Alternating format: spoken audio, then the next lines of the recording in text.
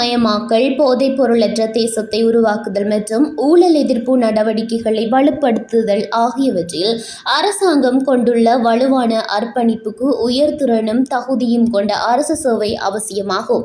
இத்தகைய தேசிய முன்னுரிமைகளை திறம்பட ஆதரிப்பதற்கு தேவையான அறிவு, தொழில்நுட்ப நிபுணத்துவம் மற்றும் நெறிமுறை தரங்களுடன் எமது அதிகாரிகளை தயார்படுத்துவதில் ஐடெக் புலமை பரிசில் செயற்திட்டம் முக்கிய பங்கு வகிக்கின்றது என வடக்கு மாகாண கௌரவ ஆளுநர் என் வேதநாயகன் தெரிவித்தார்.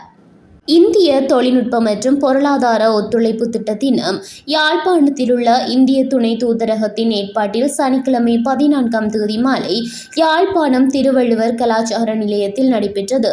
இந்நிகழ்வில் பிரதம விருந்தினராக பங்கேற்று உரையாற்றும் போதே ஆளுநர் இவ்வாறு தெரிவித்தார்.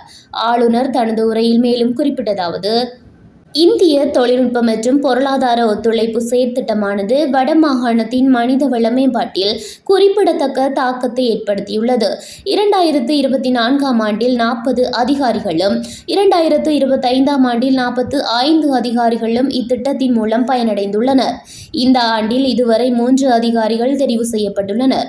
இந்த அதிகரிப்பானது இப்புகழ்மிக்க செயற்திட்டத்தின் மீது எமது அதிகாரிகள் கொண்டுள்ள நம்பிக்கையை தெளிவாக பிரதிபலிக்கின்றது. இந்தியாவில் பெறப்பட்ட பயிற்சியின் அனுபவமானது எமது அதிகாரிகளின் பார்வையை விரிவுபடுத்தியுள்ளது. அவர்கள் புதிய நம்பிக்கை, உலகளாவிய பார்வை மற்றும் பொது சேவையில் சிறந்து விளங்கும் உறுதியுடன் நாடு திரும்புகின்றனர். வடமாகாணம் போன்ற சவால்களை எதிர்கொண்ட ஒரு பிராந்தியத்தின் நிலையான அபிவிருத்திக்கு இத்தகைய திறமையான அதிகாரிகள் மிக அவசியம்.